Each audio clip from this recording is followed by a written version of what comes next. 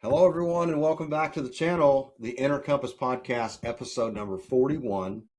Scott and I have had a great conversation offline, and I wanted to say this.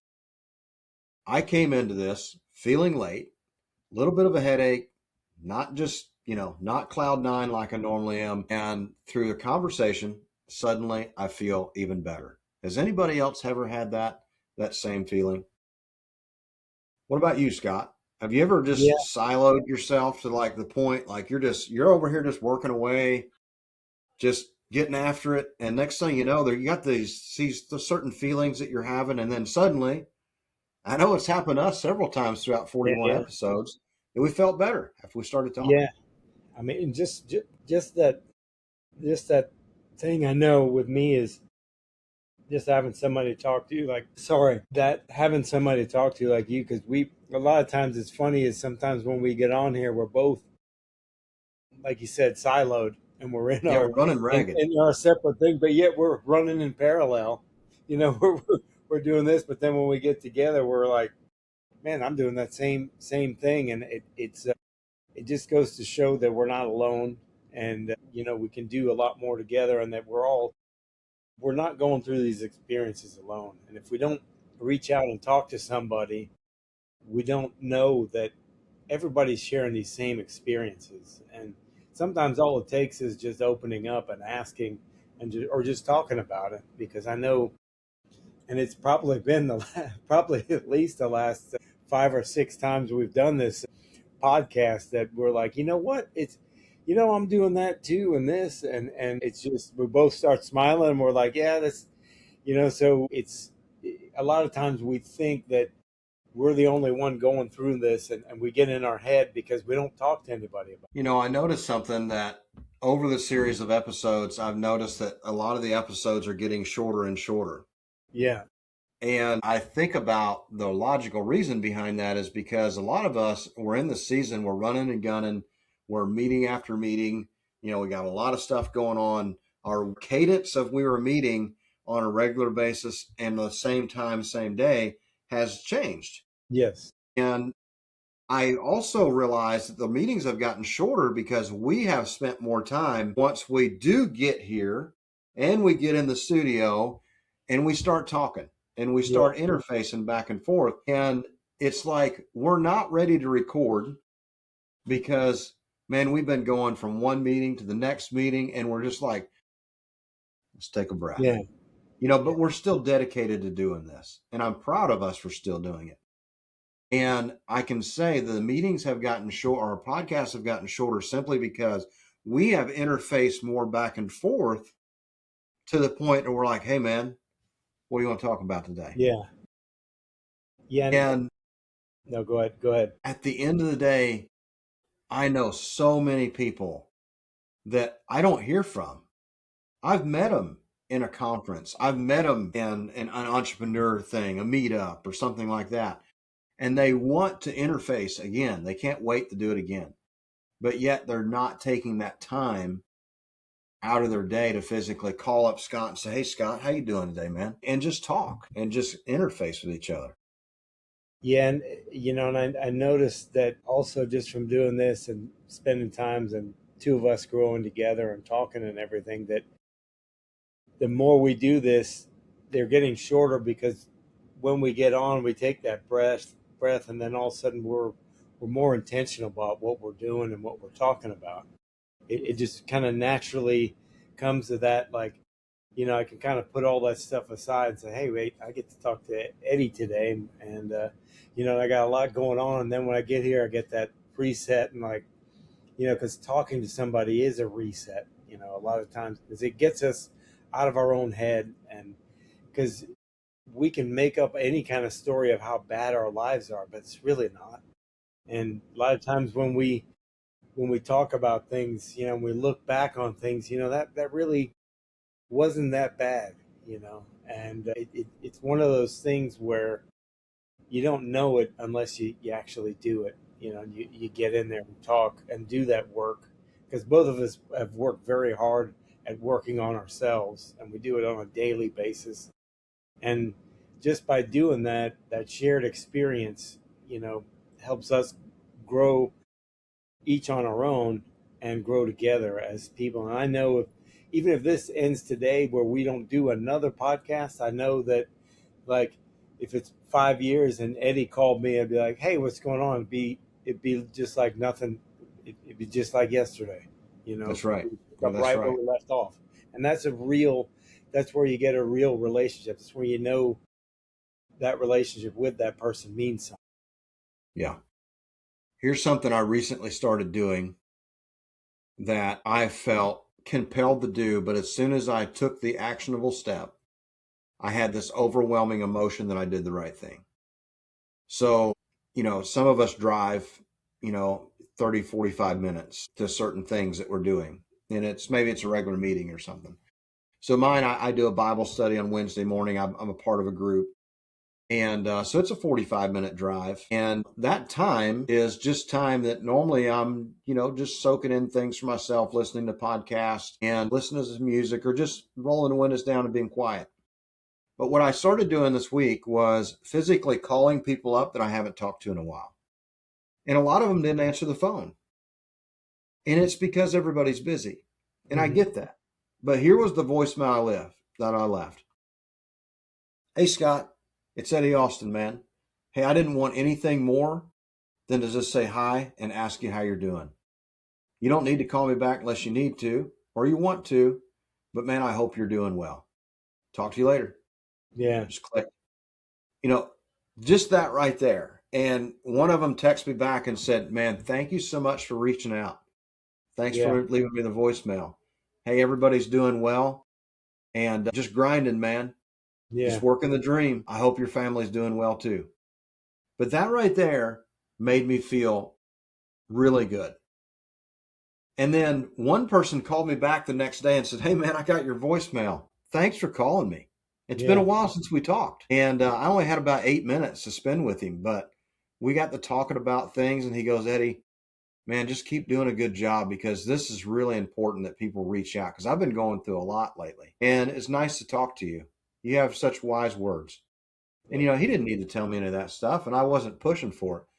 Yeah. But some of us need somebody to talk to. But we're often like, we're just too busy, man. Like we're just running here and running there. And Yeah.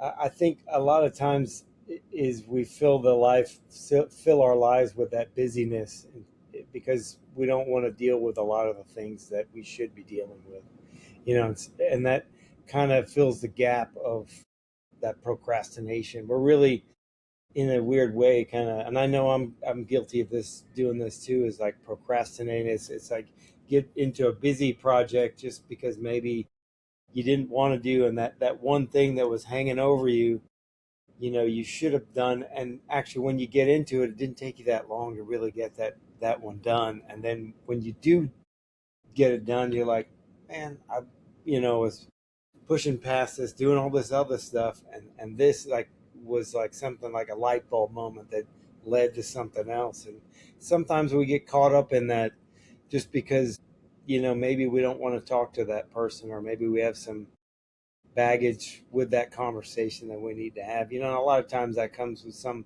family relationships that we don't necessarily want to call that person. But I had a really great guy that I worked for, and he's kind of a mentor. Just a lot of the things that he said to me, he said, the most difficult conversation that you need to have is the one you need to have first. it's the one you're avoiding, right?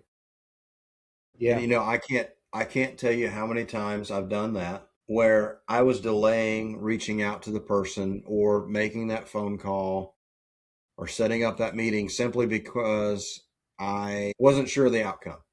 Yeah. But I had manifested this own vision of what it might be like, and it was nothing like that. It was like, hey, Eddie, so happy you called, man. And I've really been wanting to talk to you about this. And then the outcome is completely different because they've been thinking about it too. Yeah. Yeah. And then Go ahead. I'll be honest, throughout that, I've had certain people that have, they've displayed something to me that was far worse than what I was dealing with, or that was way less important than the things that we were physically going to talk about. Yeah. that was happening in their life. So there's this exercise that I haven't done it with anybody, but I've heard about it, and I think it's very powerful. I don't remember where or when time this it happened, but big room full of people. Everybody had a little bitty piece of paper, and they wrote down their problem or the thing they would love to be solved in their life.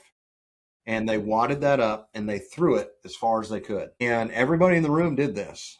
And then randomly, one person would come up and they would grab the piece of paper and they would pray about, not tell the other person, but they'd pray for that person of whatever that problem was that somebody wrote down, wadded up, and threw it out of their life. And one of the guys that was given this kind of testimony or this kind of this story, bringing it into focus, he had wrote down to be able to pay next month's rent, and he was pretty tore up about this. Like he said, I'm just praying that I can pay next month's rent. Well, the paper that he went and got was, I've been diagnosed with cancer with 3 months to live, and I'm just asking for one more month. And it's like, Yeah, that's a heavy one. that is a big, heavy one. You never know. That's why I've learned throughout my life to become not as sympathetic as I used to be. And I've said this before, I'm probably a lot more empathetic than I am because, like you said, I've had those situations where something was eating me up, where I wasn't having that conversation with that particular person that I should have had.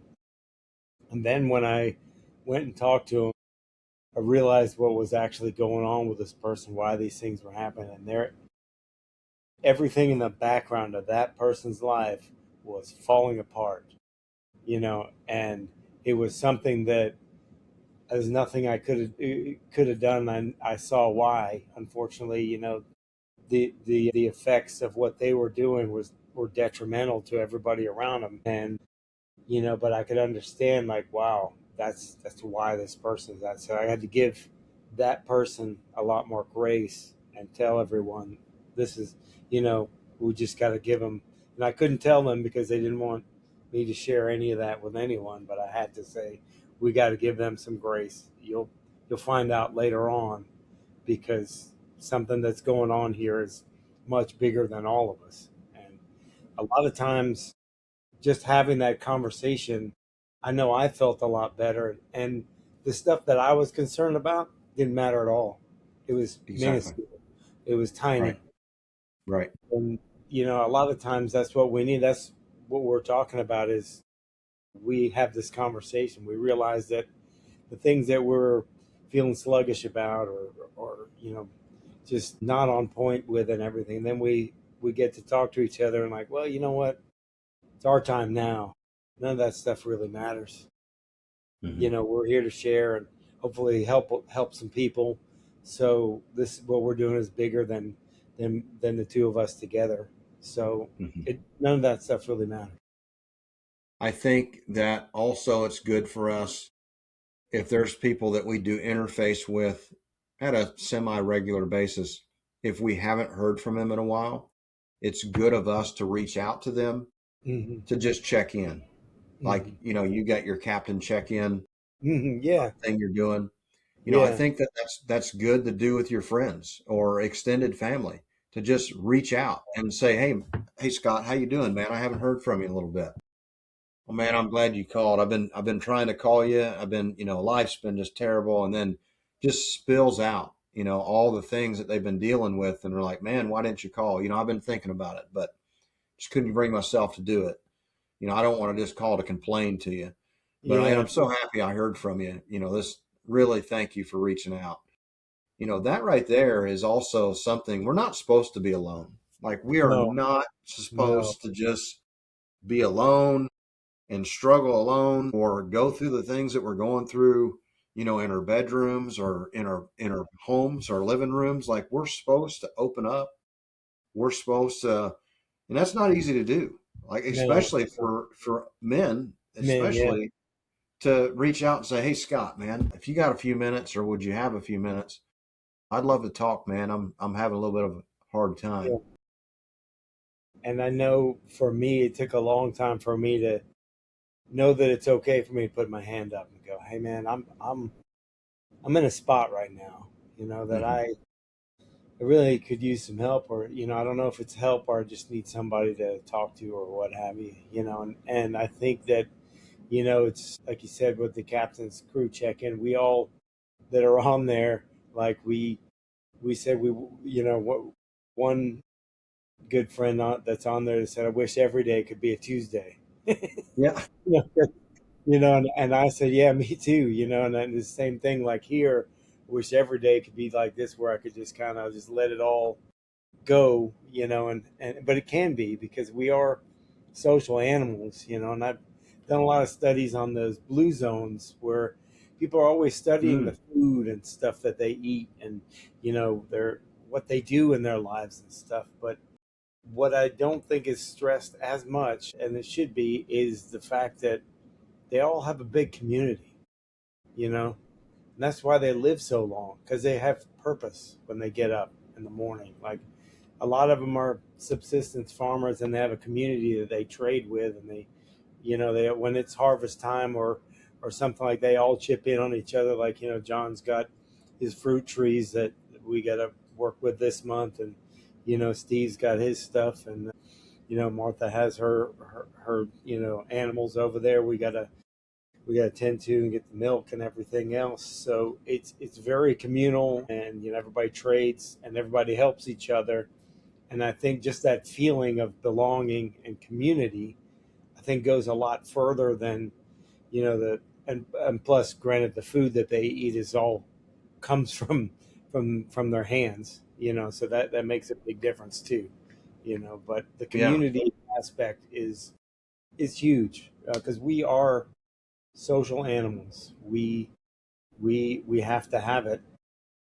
It's very detrimental to us without it. I mean, not to get all spiritual or go to the Bible or anything, but Adam come about, all the animals are put on earth, and he's still lonely, right? And he's given Eden, somebody to interface with, even all the animals of the earth that's roaming around, like he still needed somebody. Like he needed a person in likeness to him that was, able to talk to him and not feel alone. Like loneliness is just it's an underlying thing that most of us really silo ourselves into, and like the more that we experience, the more we silo. Like the more that Mm. we like, man, I just need to deal with this alone. I don't need to bring Scott Yeah, into this.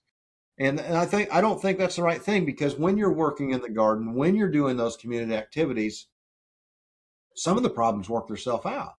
yeah, And the other thing is you get to talk to these other people as you're working with them and yeah. doing these things, riding to the farmer's market or tending to the trees, and you get to talk that out. Like we're not supposed to bottle it up. Definitely not supposed to. And when we use all those different pathways in our brain and use all those different muscles and stuff like that, it triggers other parts of our brain and stuff, and keeps, we might find a solution when we're doing what we might think is a mundane task, but it might all of a sudden come to us like, I should really look at it this way, and it gives you different angles and different thought processes to get you in that mode of relaxation where you can actually solve these problems. Because if you get those blinders on, like you said, in a silo, you can only look up and you can only look a little bit right there. But if you get out everywhere, the world is like this, it's wide open, especially when you get around other people. And I don't know how many times when I was in the tech world where I'm sitting in this server room, there's no one in there, and I'm trying to figure something out or whatever, and some kid that's 10 years younger than me just comes, looks at it and goes, just do this, you know. Yeah. I was like, like you could have just asked me, hours ago. Yeah. And that's a Mhm. prime example of like, just ask, hey, nobody's gonna and besides the point, nobody's going to think you're stupid, and even if they do, so what? You fix the problem, move on. Does that person you probably never see the rest of your life? Does that person's opinion really affect your life that much that you Mhm. need to carry that with you? 2 weekends ago, I don't think I told this story on here yet, but I was headed to church. So in church, going in, and I don't know why I used to only have this habit when it was cold outside. I'd go get hot chocolate because I got a hot chocolate coffee bar. Nice. So I come in the doors and I'm headed down the aisleway away from everybody. And there's this gentleman about my age with a younger son. And, he's just kind of going up through here, keeping his son in line, headed out the aisleway. And I could tell that the person had, I would say, a concentrated face, but yet there was something about it that he had just this he just had this look like it was just neutral. And I looked at him and I said, "Hey man, how are you?" And this man lit up. I mean, he lit up and he goes, "I'm doing good, man. Thanks for asking." Like, he was neutral and we were about to pass each other, but yet he really wanted somebody to talk to. Like, he wanted to be noticed, he wanted to be seen, and he was happy to interface with somebody. How many times do you think that we're going through life, walking down a sidewalk, and we're just passing each other these neutral facial expressions? Mm-hmm. But really, we want to talk. We want to say, "Hey, Scott, how are you doing today?" "Doing good." I probably wouldn't know your name unless you're wearing a name tag, but Yeah. "Hey, how are you doing today?" Yeah. And "I'm doing good. Thanks for asking." Yeah. Yeah. We need that, and I know I was raised that way. When you're walking down the street, you say, and my daughter, when I was younger, my youngest daughter, she said, do you have to say hello to everybody? I said, yeah, I kind of do. It's kind of in my Yeah. nature. And then there's been times where like I get to start talking with somebody or whatever, and like, we're getting in the car one time, and she's like, did you know that guy? And I was like, no, but I do now. Yep. And Yep. it's just something that it's in my nature, I guess. Because like even when I'm here in the marina or whatever, in the morning, some people got their head down and they don't want to talk to anybody. They're in that go mode of whatever they're doing, and I'll say hello or whatever, and most of the time they'll kind of look up and go, hey, hey, thanks, how you doing? I, I I love getting the ones that talk to me that are just in that mode. They don't want to talk to nobody. They're just on a Yeah. mission. Like, that's my Yeah. favorite. Like, I can see that person, that atypical person, like they're Yeah. on a mission. I'm like, Charge. "Hey man, how are you doing?" And they're like, "I'm doing all right." Yeah. Cool. And it just weirds them out. Yeah, they're like, yeah, yeah, and sometimes they stop some dead in their tracks, right? They're like, and then you continue going on your path, and that like that like that could actually change something completely. Like they're probably going to call their wife or talk to them later or their friend. Like, this guy walked by, was so happy, and he's like, "Hey, how you doing?" And it stopped me dead in my tracks. Yeah. I love being It's that guy. almost like Love that guy. the guy with the windshield washing fluid. Hey, That'll stop somebody dead in their tracks. oh my gosh, does it ever, man? Like, it's so good. And now, we've talked about this so much, and there's been so many different types of reactions that Yeah. literally, as I'm pouring the bottle and I see that I'm starting to hear that it's filling up already, I'm starting to smile because I'm looking around. I'm going, "Who's going to react to this? Guy. Who's the guy? Who's it going to Who's be the guy?" today? Yeah. And then the other day I did it. There was like this much left in the bottle Yeah. because I was not, I don't know what happened, but it was not as low as what I thought it was, I Yeah. guess. And, or maybe I just ignored it, maybe once and went and got washer fluid. So it only took half a gallon. And I'm pouring it in there and I see this guy walk past me. He looked pretty grouchy. Like, Yeah. no offense, but he looked pretty grouchy. And I had to do it. So he's coming back from paying for his gas. I says, "Hey," I shut my hood. I go, "Hey man, would you like some washer fluid?" And he goes, "Sure." And I said, and I don't know if he threw it away or not, but I was like, "Look, it won't all fit in my vehicle, and I don't want to really throw it in the trash." So I just figured, maybe just a nice gesture just to give you this. And he goes, "Sure, man, I really appreciate that." And he even got in his car like, "Who the heck gives away a half bottle of water?" Yeah. Like, who's hitting the Eddie Austin lottery today? Yeah, yeah, that's it, man. That's it. And so I do. I start to laugh now when I can start to hear it filling up, and I start looking around. I'm like, who's going to be the lucky customer today? Who's going to be the lucky guy, I the cannot lucky wait receiver? till one day I'm at a gas station sometime and I see Eddie Austin there with his washer fluid. Dude, I will video that, and that'll go in the archives forever for all time, that's it, man. just to see the And reaction. look, I hope it's at a Bucky's because I'll ask everybody's at a Bucky's. Well, Bucky's is the spot, so Yeah, it is. It is. So great I'll place. by all means, I'll ask everybody in that gas station if they want some washer fluid. Well, the good thing is you got plenty of good amount of volume there. Yeah, Bucky. you got at least 100 pumps. Yeah, Oh, man, this is good. I think the biggest takeaway here is look, take some time out of your day. yeah, Call somebody you haven't talked to in a while. When you see somebody on the street, say hi. Put your hand up. And if you're going through something, don't be afraid to raise your hand. yeah. Just you know, just reach out to somebody, especially if you haven't talked to them for a while.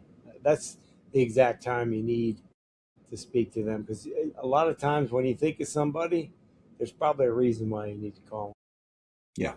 hmm And I'll be honest, I've actually had those lightning bolt thoughts like, man, I need to call Scott. And I call him and I said, man, I've been thinking about you. That was their response when I called them, like, hey, Eddie, I've been thinking about you. Yeah, There was this thing that was just going on. And they're like, hey, man, I was thinking about you.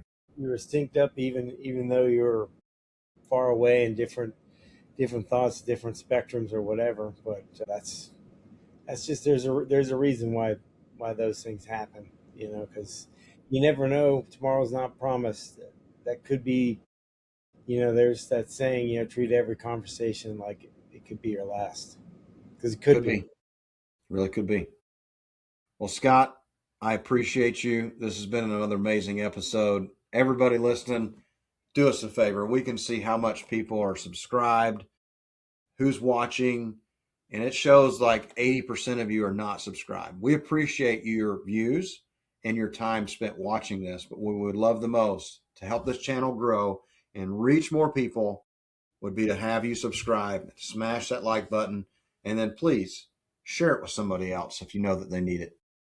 Yeah, sharing is caring. Please share as much as you want. And this meant a lot to me again. It always does. I feel energized. I know we've been doing them at the end of the day, and usually it's kind of like I'm on the downward slope. But now I'm ready, and actually I got my meetup tonight, so I'm going to be Yeah, a couple hours. So it's raining here, but we have a lot of diehards that always come out. It's always great to see people, and so it's going to be a lot of fun. So I'm gonna fly into one of those with a half thing of, well, I guess I'll have to drive into one of those with a yeah, half a yeah. thing of washer fluid. I'm gonna come in there and give it to somebody who's the lucky winner today. Oh, I will probably fall on the floor. I'm laughing so hard, but I will film it. Love it, man. Thank you so much. We'll see you on the next episode. I know you can find me, EddieAustinVEX.com. Scott, where can people find you at? I invest with scottkid.com, and feel free to reach out if anybody needs anything. Always glad to help. We'll see you on the next one. Thank you.